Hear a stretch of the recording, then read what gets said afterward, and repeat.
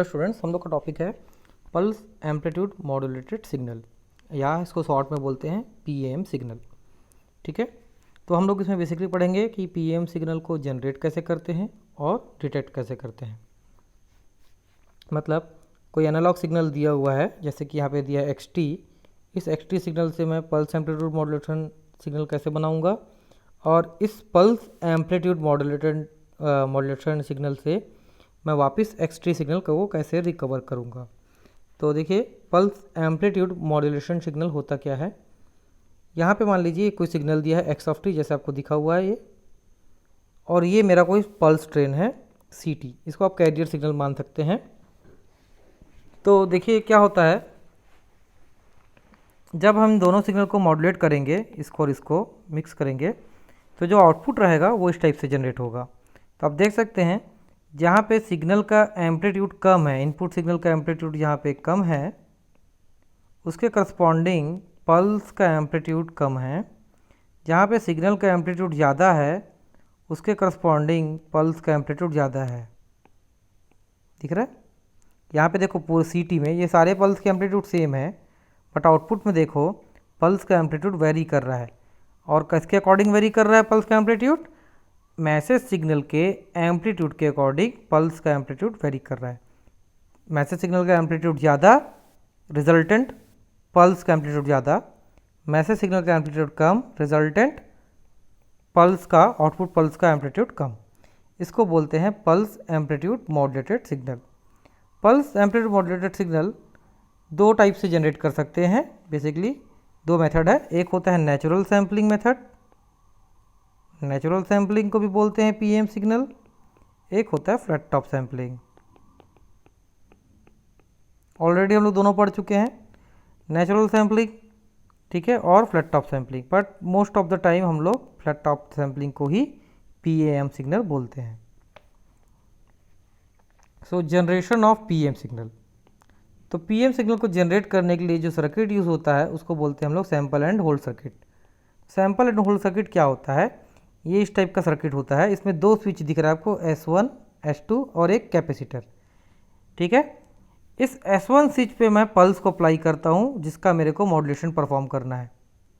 तो S1 switch पे क्या अप्लाई होता है? वो पल्स जिसके थ्रू मॉड्यूलेशन होना है।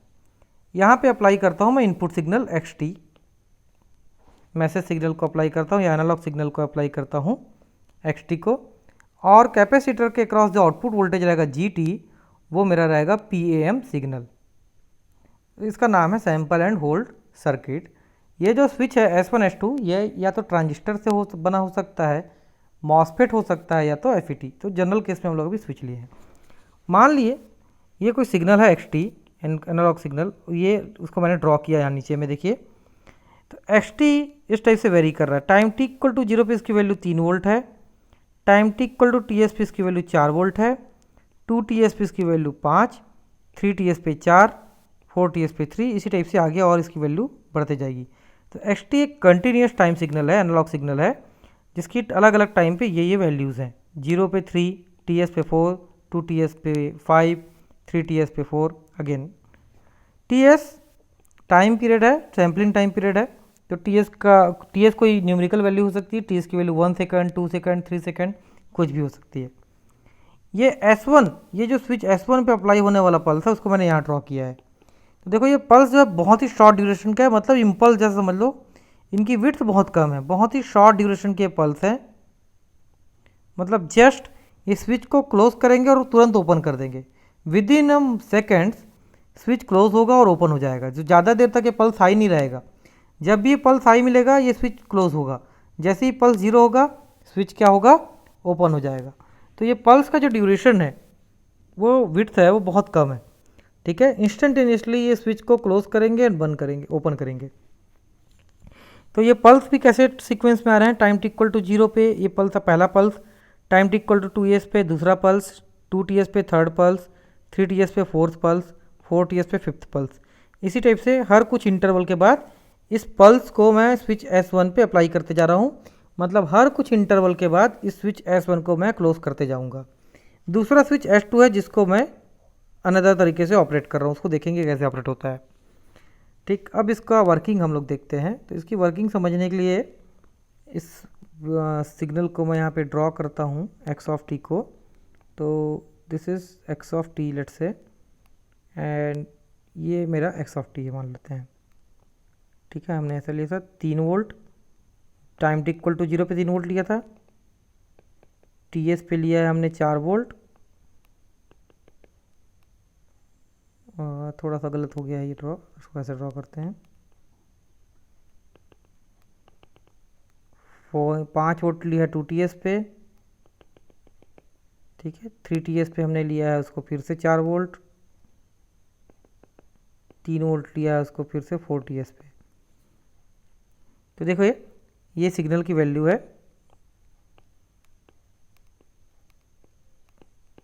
इस टाइप से।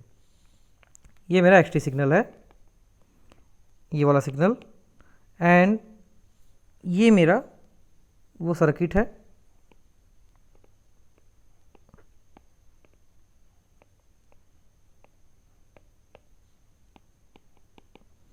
ये स्विच एस है जो क्लोज ओपन ओपन क्लोज हो रहा है, S1 S2। यहाँ पे मैं ड्रॉ कर रहा हूँ voltage across the capacitor GT। तो वोल्टेज अक्रॉस कैपेसिटर क्या है, GT को मैं यहाँ ड्रॉ कर रहा हूँ। Before time T equal to 0, इस टाइम से पहले, ठीक है, time T equal to just पहले वोल्टेज अक्रॉस कैपेसिटर था 0 वोल्ट। तो up to time T equal to 0 तक वोल्टेज अक्रॉस कैपेसिटर क्या था, 0 volt. At time T equal to 0 XT signal को मैं इस सर्किट पे अप्लाई करता हूँ। ये सिग्नल को एक्सटी सिग्नल को इस सर्किट पे अप्लाई करता हूँ। With in and same time पे मैं इस पल्स को S1 पे अप्लाई करता हूँ at time T equal to 0। तो at time T equal to 0 पे दो चीज़ें हुई, एक तो मैंने इनपुट सिग्नल को यहाँ अप्लाई किया, दूसरा ये जो पल्स है at time T equal to 0 पे, ये वाले पल्स को मैंने इस S1 स्विच पे अप्लाई किया। जैसे ही पल्स इसको मिला S1 स्विच को, तो ये जो S1 स्विच है वो ओपन से क्या हो गया, क्लोज हो गया। तो स्विच S1 क्या हो गया आपका, क्लोज। ठीक है, S2 अभी ओपन है।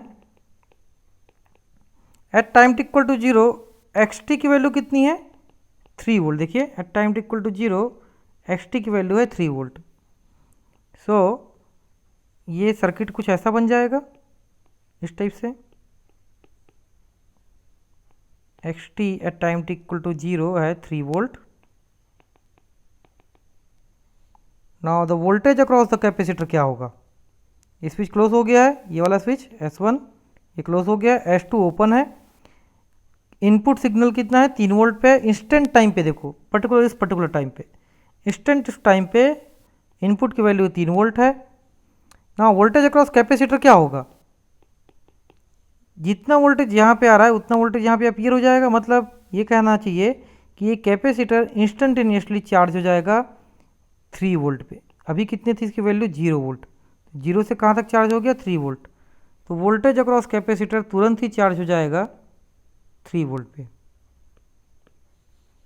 वैसे तो कैपेसिटर इंस्टेंटेनियसली चार्ज नहीं होता, बट ये स्पेशल केस है क्योंकि कैपेसिटर के पास कोई और रेजिस्टेंस नहीं है।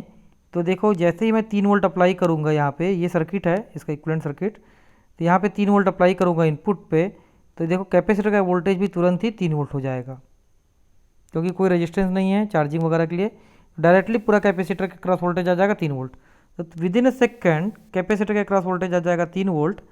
अब जैसे ही कैपेसिटर 3 वोल्ट तक चार्ज होता है, ये जो S1 स्विच है उसको मैं वापस क्या कर देता हूँ, ओपन। ठीक है, ये पल्स का ड्यूरेशन बहुत कम रहता है, मैंने बताया था। ये जो पल्स है बहुत कम ड्यूरेशन के लिए आता है, इतने ड्यूरेशन के लिए आता है कि कैपेसिटर तुरंत ही चार्ज हो जाए 3 वोल्ट तक। जैसे ही कैपेसिटर 3 वोल्ट तक चार्ज हो जाता है, ये पल्स यहाँ से हट जाता है, इसकी वैल्यू 0 हो जाती है, और जो S1 स्विच है वो हो जाता है ओपन। अब सिनारियो क्या है, कैपेसिटर के क्रॉस वोल्टेज है 3 वोल्ट। ठीक है, जो कैपेसिटर है उसके क्रॉस वोल्टेज है 3 वोल्ट। ये वाला स्विच ओपन हो चुका है, ये स्विच ओपन है, S1 भी ओपन हो गया है, S2 भी ओपन है।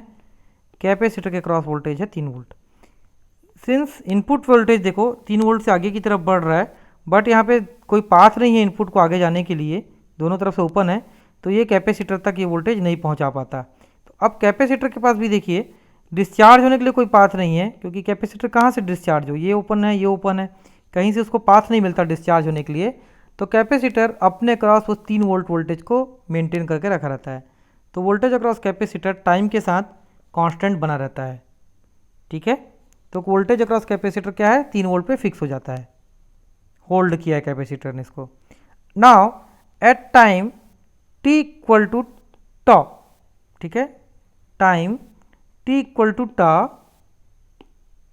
कंडीशन बदलती है। At time t equal to tau, switch S2 को मैं करता हूँ क्लोज। ठीक है, ये वाला जो स्विच है उसको क्लोज करता हूँ कितने टाइम के बाद, time t equal to tau के बाद। तो time t equal to tau के बाद कंडीशन हो जाएगी, ये वाला स्विच हो जाएगा क्लोज। ठीक है, ये xt और ये है कैपेसिटर का cross voltage 3 volt. Up to time tau मतलब इस स्विच के क्लोज होने से पहले, S2 के क्लोज होने से पहले तक वोल्टेज अक्रॉस कैपेसिटर कितना था, 3 वोल्ट। उसको होल्ड करके रखा था क्योंकि उसके पास कोई डिस्चार्ज होने के लिए रास्ता नहीं था। तो वोल्टेज अक्रॉस कैपेसिटर कितना था, 3 वोल्ट। जैसे ही टाइम t इक्वल टू टॉ पे इस स्विच को मैं क्लोज करूँगा, ये हो जाएगा शॉर्ट सर्किट। तो जितना भी कैपेसिटर के क्रॉस वोल्टेज है वो पूरा डिस्चार्ज हो जाएगा यहाँ पे।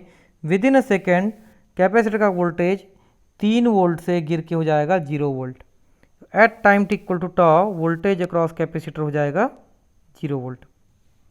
ठीक है, सो अब अगेन कंडीशन क्या है, और जैसे ही कैपेसिटर का वोल्टेज 0 होता है ये स्विच फिर से ओपन हो जाता है। तो after time t equal to tau, after कुछ टाइम के बाद, time t equal to tau के बाद ये स्विच S2 जो है वापस क्या हो जाता है, ओपन। तो अब कंडीशन क्या है, यहाँ पे xt अप्लाई हुआ है, S1 स्विच ओपन है, S2 स्विच भी ओपन है, कैपेसिटर का क्रॉस वोल्टेज क्या हो गया है अब, 0। तो वोल्टेज अक्रॉस कैपेसिटर 0 हो गया आफ्टर टाइम टा। यहाँ से देखो during this time voltage across capacitor 0 हो गया है। अब देखिए at time t equal to T s, at time t equal to T S पे दूसरा नंबर का पल्स इस स्विच S1 में अप्लाई होता है। At time t equal to T s, at time t equal to T s दूसरा जो number का पल्स है, ये पल्स वो जो है इस S1 स्विच पे अप्लाई होता है, दिख रहा है। So at time t equal to T S switch S1 again क्या होता है, क्लोज होता है। तो टी एस पे ये स्विच फिर से क्या होगा, क्लोज होगा। S1 जो है close at time t equal to T s. Time t equal to T S पे स्विच S1 फिर से क्या हुआ, क्लोज हुआ। Up to time t equal to T s capacitor का क्रॉस वोल्टेज कितना था, 0। Time t equal to T S पे S1 स्विच क्या हुआ, क्लोज हुआ। x की वैल्यू कितनी time t equal to T S पे, x की value time t equal to T S पे कितनी है, 4 वोल्ट है। ठीक है, at time t equal to T s xt की वैल्यू है 4 वोल्ट। तो जैसे ही ये स्विच क्लोज होगा, ठीक है, देखो फिर से ये कैपेसिटर कहाँ तक चार्ज हो जाएगा, अभी 0 वोल्ट पे है, तो 0 से कहाँ तक चार्ज हो जाएगा, 4 वोल्ट तक। तो जैसे ही स्विच S1 क्लोज हुआ, at time t equal to T S पे क्या हुआ, दूसरा नंबर का पल्स मैंने स्विच S1 पे अप्लाई किया। ठीक है, ये वाला पल्स इस स्विच S1 पे अप्लाई किया। जैसे ही स्विच S1 पे मैं ये पल्स अप्लाई करता हूँ time t equal to T S पे, ये S1 स्विच क्या हो जाता है, क्लोज। उसी पर्टिकुलर टाइम पे, उस पर्टिकुलर टाइम पे इनपुट की जो भी वैल्यू रहती है वो वैल्यू कैपेसिटर के क्रॉस पहुंच जाती है। तो उस पर्टिकुलर टाइम पे मतलब time t equal to T S पे इनपुट की कितनी वैल्यू रहती है, 4 वोल्ट। तो ये 4 वोल्ट कहाँ पहुंच जाता है, इस कैपेसिटर का क्रॉस। तो कैपेसिटर का वोल्टेज तुरंत ही 0 से कहाँ तक पहुंच जाता है, 4 वोल्ट तक। तो time t equal to T s से पहले कैपेसिटर का वोल्टेज क्या हो गया था, 0 हो गया था, कैपेसिटर पूरा डिस्चार्ज हो गया था। At time t equal to T S पे स्विच S1 क्लोज होता है। स्विच S1 क्लोज होने के कारण उस पर्टिकुलर टाइम पे यानी कि time t equal to T S पे इनपुट की जो भी वैल्यू रहती है, दैट मीन्स 4 वोल्ट, तो कैपेसिटर पूरा उस वैल्यू तक चार्ज हो जाता है। Time t equal to T S पे कैपेसिटर चार्ज हो गया 4 वोल्ट तक। जैसे ही कैपेसिटर इस 4 वोल्ट तक चार्ज होता है, ये स्विच S1 वापस ओपन हो जाता है। ठीक है, तो आफ्टर सम टाइम ये जो S1 स्विच है वो क्या हो जाता है, ओपन। इस केस में ये कंडीशन ऐसे हो जाती है, कैपेसिटर का क्रॉस वोल्टेज रहता है 4 वोल्ट। अब ये कैपेसिटर का क्रॉस वोल्टेज मेंटेन रहता है 4 वोल्ट तक। बिकॉज ये स्विच ओपन है, ये स्विच भी ओपन है, तो कैपेसिटर के पास कोई रास्ता नहीं रहता डिस्चार्ज होने के लिए, तो कैपेसिटर अपने क्रॉस वो वोल्टेज को मेंटेन करके रखता है 4 वोल्ट को। इसी टाइप से इनपुट भी अप्लाई हुआ है, बट इनपुट को इधर जाने के लिए कोई रास्ता नहीं है, तो इनपुट भी कोई इफेक्ट नहीं डालता कैपेसिटर के ऊपर। तो अगेन रिजल्ट क्या होता है कि कैपेसिटर अपने क्रॉस वो 4 वोल्ट को मेंटेन करके रखता है। ठीक है, again after time T equal to tau, tau duration के बाद, मतलब इस स्विच के, इस कैपेसिटर के चार्ज होने के टॉ ड्यूरेशन के बाद ये वाला स्विच फिर से क्लोज होता है। ये जो स्विच है वो फिर से क्या होता है, क्लोज होता है, मतलब S2 फिर से क्या होता है, क्लोज होता है। तो ये देखो ऐसा, ये स्विच क्लोज हो गया, तो कैपेसिटर के क्रॉस जो 4 वोल्ट था वो पूरा यहाँ से डिस्चार्ज हो जाता है और ये कहाँ तक पहुँच जाता है, 0 वोल्ट तक। तो after time T equal to tau, capacitor का जो वोल्टेज है 4 वोल्ट से वापस कहाँ हो जाता है, डिस्चार्ज, और कैपेसिटर का वोल्टेज 0 हो जाता है। इसी टाइप से at time T equal to 2TS पे, time T equal to 2TS पे फिर से जो स्विच S1 है वो क्लोज होगा। ठीक है, time T equal to 2TS पे ये जो स्विच है S1 वो फिर से आपका क्या होगा, क्लोज होगा, और कैपेसिटर उस पर्टिकुलर टाइम 2TS पे इनपुट की जो वैल्यू रहती है, दैट मीन्स 5 वोल्ट, 2TS पे इनपुट की जो वैल्यू रहती है 5 वोल्ट, वहाँ तक चार्ज हो जाएगा। तो सेम प्रोसेस इसी टाइप से आगे होगा, और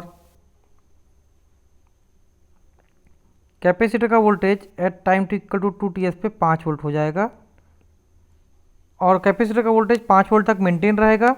after time T equal to tau switch S2 close होगा, स्विच S2 क्लोज होने के कारण कैपेसिटर डिस्चार्ज होगा और पूरा वोल्टेज 0 हो जाएगा। ये प्रोसेस लगातार चलते रहेगा। इस टाइम से जो रिजल्टेंट आएगा वो मेरा पल्स एम्पलीट्यूड मॉड्यूलेटेड सिग्नल आएगा। तो दिख रहा है, तो इसमें 2 स्विच हैं, S1 S2, ठीक है, और एक कैपेसिटर है। इनपुट को यहाँ पे अप्लाई करते हैं, जैसे जैसे इसको ये पल्स मिलता है, ये पल्स इसको कब मिलता है, टाइम टी इक्वल टू 0 पे मिलता है, TS पे मिलता है, 2TS पे मिलता है, 3TS पे। तो जब भी ये पल्स इसको मिलेगा ये स्विच क्लोज हो जाएगा। जिस पर्टिकुलर टाइम पे ये स्विच क्लोज होगा उस पर्टिकुलर टाइम पे इनपुट की जो भी वैल्यू रहेगी कैपेसिटर उस वैल्यू तक चार्ज हो जाएगा। ठीक है, for example time T equal to 0 पे ये स्विच क्लोज होगा S1, तो टाइम टी इक्वल टू 0 पे X1 की वैल्यू कितनी थी, 3 वोल्ट, कैपेसिटर कहाँ तक चार्ज हो गया, 3 वोल्ट तक। ठीक है, अब कैपेसिटर उस 3 वोल्ट तक कुछ देर तक रहता है, उस चार्ज को मेंटेन करके रखता है कुछ देर तक। उसके कुछ देर के बाद ये S2 स्विच क्लोज हो जाता है। S2 स्विच क्लोज होने के कारण जो मेरा कैपेसिटर है वो जैसे ही S2 स्विच क्लोज होता है तो कैपेसिटर 3 वोल्ट से कहाँ गिर जाता है, 0 वोल्ट पे। ठीक है, कैपेसिटर चार्ज हुआ 3 तक, कुछ देर तक 3 को मेंटेन रखा, फिर 0 वोल्ट हो गया। फिर again time T equal to TS पे ये S1 स्विच फिर से क्लोज होता है। उस पर्टिकुलर टाइम पे जिस टाइम ये स्विच क्लोज हुआ, मतलब time T equal to TS पे X की जो भी वैल्यू रहती है, मतलब TS पे क्या वैल्यू थी, 4 वोल्ट, तो कैपेसिटर उस वैल्यू तक चार्ज हो जाता है 4 वोल्ट तक। फिर जैसे ही कैपेसिटर 4 वोल्ट तक चार्ज हो जाता है तो उस वैल्यू को मेंटेन कर रखता है कुछ देर तक। उसके कुछ देर के बाद कैपेसिटर के 4 वोल्ट तक चार्ज होने के कुछ देर के बाद S2 स्विच क्लोज होता है। जैसे ही S2 स्विच क्लोज होता है कैपेसिटर का वोल्टेज फिर से 4 से कहाँ पहुँच जाता है, 0 पे। फिर time T equal to 2S पे S1 फिर से क्लोज होता है। Time T equal to 2TS पे XT की जो भी वैल्यू रहती है, मतलब 5 वोल्ट, तो कैपेसिटर उस 5 वोल्ट तक चार्ज हो जाता है, कुछ देर तक 5 वोल्ट को मेंटेन करता है। फिर कुछ देर के बाद ये स्विच S2 फिर से क्लोज होता है, जिसके कारण वो 5 वोल्ट से कैपेसिटर 0 वोल्ट तक आ जाता है। ये प्रोसेस लगातार चलते रहता है। इस टाइप से मेरे को पल्स एम्पलीट्यूड मॉड्यूलेटेड सिग्नल मिलता है। ठीक है, तो मेरे को इस टाइप से पल्स एम्पलीट्यूड मॉड्यूलेटेड सिग्नल मिल जाता है। ये जैसे कि आप देख पा रहे हो PFT। इस पल्स एम्पलीट्यूड मॉड्यूलेटेड सिग्नल को मैं सेंड करता हूँ रिसीवर में। अब रिसीवर में मेरे को इस पल्स एम्पलीट्यूड मॉड्यूलेटेड सिग्नल से वापस ओरिजिनल सिग्नल रिकवर करना है, यानी कि डीमॉड्यूलेशन करना है इस पल्स एम्पलीट्यूड मॉड्यूलेटेड सिग्नल का, demodulation of pulse amplitude modulated signal. तो मान लेते हैं हम लोग को ये पल्स एम्पलीट्यूड मॉड्यूलेशन सिग्नल मिला हुआ है, ये वाला P of T PAM signal हम लोग को मिला हुआ है, ठीक है।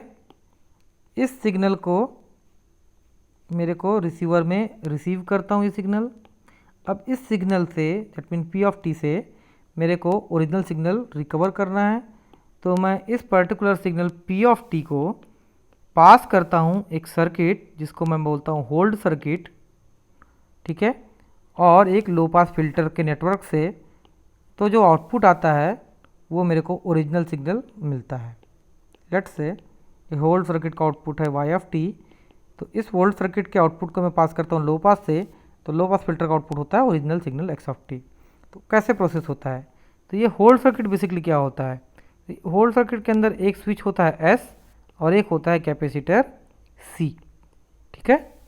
यहाँ पे इसको इस पल्स सिग्नल को अप्लाई करते हैं, मतलब इसको P ऑफ टी को PAM सिग्नल को अप्लाई करते हैं इनपुट में, आउटपुट में मेरे को मिलता है y ऑफ टी। तो क्या कैसे काम करता है, तो देखते हैं इसको कैसे काम करता है ये।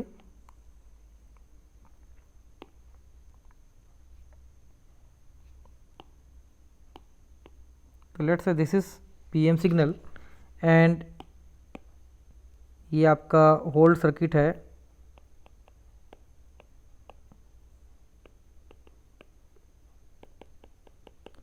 C, और ये आउटपुट वोल्टेज है y ऑफ टी, ठीक है। तो यहाँ पे हम लोग y ऑफ टी को ड्रॉ करते हैं। चलिए, स्टार्टिंग पॉइंट पे जब ये पल्स नहीं आया था, मतलब टाइम टी इक्वल टू 0 से पहले वोल्टेज अक्रॉस कैपेसिटर था 0 वोल्ट। ये वोल्टेज अक्रॉस कैपेसिटर को ड्रॉ कर रहा हूँ, वोल्टेज अक्रॉस कैपेसिटर था 0 वोल्ट।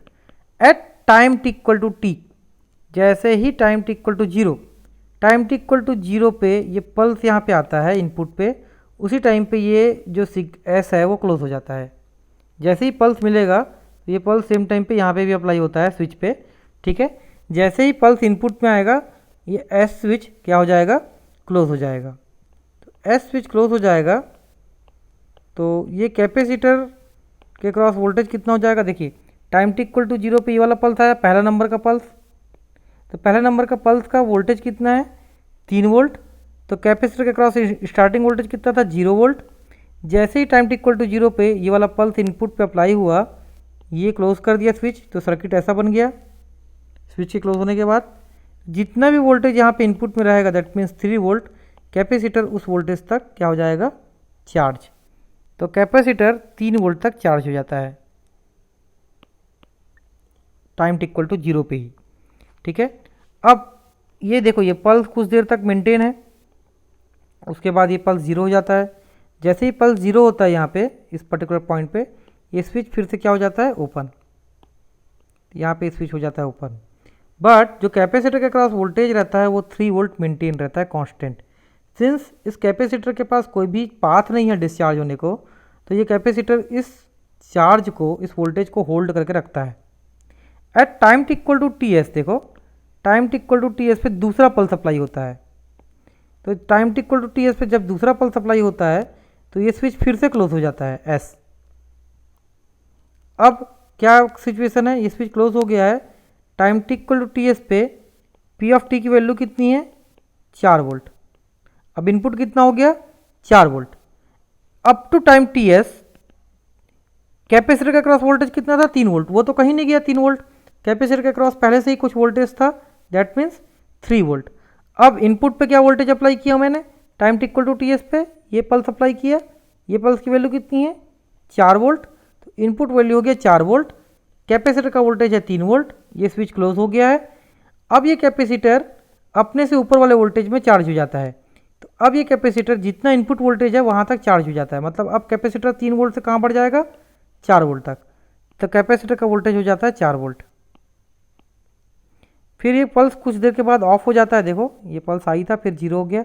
जैसे ही पल्स 0 होता है ये जो स्विच है ये क्या होता है आपका, फिर से ओपन हो जाता है। तो ये स्विच फिर से ओपन हो गया, ठीक है। नाउ कैपेसिटर का वोल्टेज कितना है इस कंडीशन में अभी? अब कंडीशन ये है कि कैपेसिटर का वोल्टेज है 4 वोल्ट, ठीक है। ये स्विच ओपन हो गया है, अभी पी एफ टी की वैल्यू 0 वोल्ट है यहाँ पे इस पर्टिकुलर पॉइंट का। देखो after time T equal to 2 t s, point 2 t S पे, 2 टी एस पे पी एफ टी की वैल्यू कितनी होती है? 5 वोल्ट। जैसे ही 2 टी एस पे पल्स हाई होता है ये स्विच फिर से क्या हो जाता है? क्लोज। अब इनपुट की वैल्यू है 5 volt.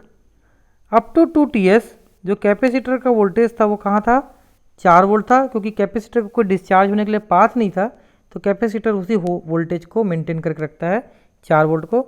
At time T equal to 2 t s ये वाला जो स्विच है एस वो क्लोज होता है। अब इनपुट वोल्टेज यहाँ पे अप्लाई होता है time T equal to 2 t S पे। तो time T equal to 2 t S पे इनपुट वोल्टेज कितना है? 5 volt. T equal to 2 t S पे इनपुट वोल्टेज है 5 वोल्ट, कैपेसिटर का वोल्टेज कितना है? 4 वोल्ट। तो जैसे ही कैपेसिटर को ये वोल्टेज मिलता है 5 वोल्ट का, 4 वोल्ट से इसका वैल्यू बढ़ जाता है 5 वोल्ट तक, तो कैपेसिटर चार्ज हो जाता है 5 वोल्ट तक, ठीक। तो कैपेसिटर अब चार्ज हो गया 5 वोल्ट तक।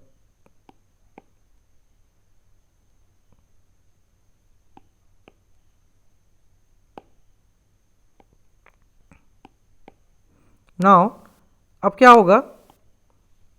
अब कंडीशन क्या है? ये स्विच कुछ देर के लिए ऑन रहता है ये वाला पल्स, फिर ऑफ हो जाता है।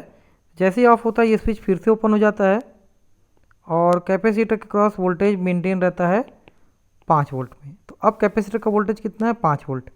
इस पल्स के जाने के बाद भी ये पल्स यहाँ से हट गया, इनपुट से हट गया ये पल्स, मतलब देखो अब ये पल्स यहाँ से जब ऑफ हो गया तो पी एफ टी की वैल्यू ड्यूरिंग दिस टाइम, इस पर्टिकुलर टाइम पे पी एफ टी की वैल्यू कितनी है? 0। तो पी एफ टी 0 हो गया, ठीक है। लेकिन ये कैपेसिटर जो है इसके क्रॉस जो वोल्टेज है वो 5 वोल्ट मेंटेन बना रहता है। क्यों? क्योंकि इसके पास डिस्चार्ज होने के लिए कोई पाथ नहीं है। At time T equal to 3 t s, at t equal to 3 t s इस पल्स की वैल्यू कितनी है? 6 वोल्ट, दिख रहा है। तो यहाँ पे इसकी वैल्यू हो जाती है 6 वोल्ट और उसी टाइम पे ये स्विच फिर से क्या हो जाता है? क्लोज। जब भी ये पल्स आएगा ना ये स्विच क्लोज हो जाएगा। तो जैसे ही स्विच क्लोज हो जाता है अब ये कैपेसिटर 5 वोल्ट से कहाँ पहुँच जाता है? 6 वोल्ट पे। तो at time T equal to 3 t s ये 5 से कहाँ पहुँच जाता है? 6 वोल्ट, ठीक है। वैसे ही देखो 4 टी एस, 4 टी एस पे पल्स की वैल्यू कितनी? 5 वोल्ट। तो कैपेसिटर कहाँ पहुँच जाएगा? 5 वोल्ट। सो कैपेसिटर एक्चुअली क्या करता है? जैसे ही पल्स मिलता है, जो भी पल्स मिलता है कैपेसिटर को, let's say time equal to 0 पे क्या पल्स मिला? वो 3 वोल्ट का, तो कैपेसिटर वो 3 वोल्ट वोल्टेज तक चार्ज हो जाता है ये वाला कैपेसिटर। उसके बाद वो पल्स वहाँ से चला जाता है, लेकिन वो कैपेसिटर का वोल्टेज उसी वोल्टेज पे मेंटेन रहता है 3 वोल्ट पे, जब तक कि नेक्स्ट पल्स नहीं आ जाता। अब time T equal to T S पे दूसरा पल्स आता है, तो दूसरा पल्स की वैल्यू कितनी? 4 वोल्ट। तो at time T equal to T s तक कैपेसिटर 3 वोल्ट तक मेंटेन रहता है। At time T equal to T S पे कैपेसिटर फिर से चार्ज हो जाता है, जो नया वैल्यू आया है पी एफ टी का वहाँ तक, यानी कि 4 वोल्ट तक। अब वो पल्स कुछ देर के लिए रहेगा फिर हट जाएगा, लेकिन वो कैपेसिटर का जो वोल्टेज है वो 4 वोल्ट पे मेंटेन बना रहता है। एट 2 टी एस कौन सा वैल्यू होता है पल्स का? 5 वोल्ट। तो कैपेसिटर भी 5 वोल्ट तक चार्ज हो जाता है। वैसे ही 3 टी एस पे पल्स की वैल्यू क्या है? 6 वोल्ट। तो up to 3 t s 5 volt तक कैपेसिटर मेंटेन रखता है अपने आप को। At 3 t s capacitor 6 volt में चार्ज हो जाता है। एट 4 टी एस पल्स का मैग्नीट्यूड कितना है? 5 वोल्ट। तो अब जो कैपेसिटर है जो 6 वोल्ट तक चार्ज हो गया था वो वापस अपने वोल्टेज कम करता है 5 वोल्ट तक। मतलब जितना इनपुट का वोल्टेज रहेगा उस पर्टिकुलर टाइम इंस्टेंट पे कैपेसिटर उसी वोल्टेज तक अपने आप को मेंटेन कर लेता है, और जब तक नया पल्स नहीं आ जाता, नेक्स्ट पल्स नहीं आ जाता, तब तक उसी वोल्टेज पे खुद को क्या करता है? मेंटेन करके रखा रहता है, ठीक है। जैसे कि आप देख सकते हैं अप टू 4 टी एस उसकी वैल्यू 6 वोल्ट थी। जैसे ही 4 टी एस में 5 वोल्ट वाला पल्स आया तो कैपेसिटर खुद को कहाँ तक ले आया? 5 वोल्ट तक। अब up to 5 t s, 5 t s तक कैपेसिटर अपने आप को 5 वोल्ट तक मेंटेन किया। जैसे ही 5 टी एस पे इनपुट पल्स क्या आया? 3 वोल्ट। तो कैपेसिटर का वोल्टेज भी क्या हो गया? 3 वोल्ट, ठीक है। तो जिस पर्टिकुलर टाइम पे जो पल्स आता है कैपेसिटर उस वैल्यू तक चार्ज या डिस्चार्ज हो जाता है और नेक्स्ट पल्स के आने तक सेम वैल्यू पे खुद को बना के रखता है। तो ये होगा मेरा होल्ड सर्किट का आउटपुट, एक स्टेयरकेस आउटपुट। ठीक है, सो ये स्टेयरकेस आउटपुट मिलता है मेरे को होल्ड सर्किट का। इस स्टेयरकेस आउटपुट को मैं पास करता हूँ लो पास फिल्टर से। तो लो पास फिल्टर से जहाँ जहाँ स्टेयरकेस का ये पॉइंट दिख रहा है, ठीक है, लो पास फिल्टर उस पॉइंट को उसके हिसाब से मेरे को एक आउटपुट सिग्नल जनरेट करके देता है ऐसा। तो एक एक्स ऑफ टी सिग्नल मेरे को मिलता है and the output of low pass filter. इस टाइप से मैं होल्ड सर्किट का यूज़ करके इस पल्स एम्पलीट्यूड मॉड्यूलेटेड सिग्नल से ओरिजिनल सिग्नल को रिकवर करता हूँ।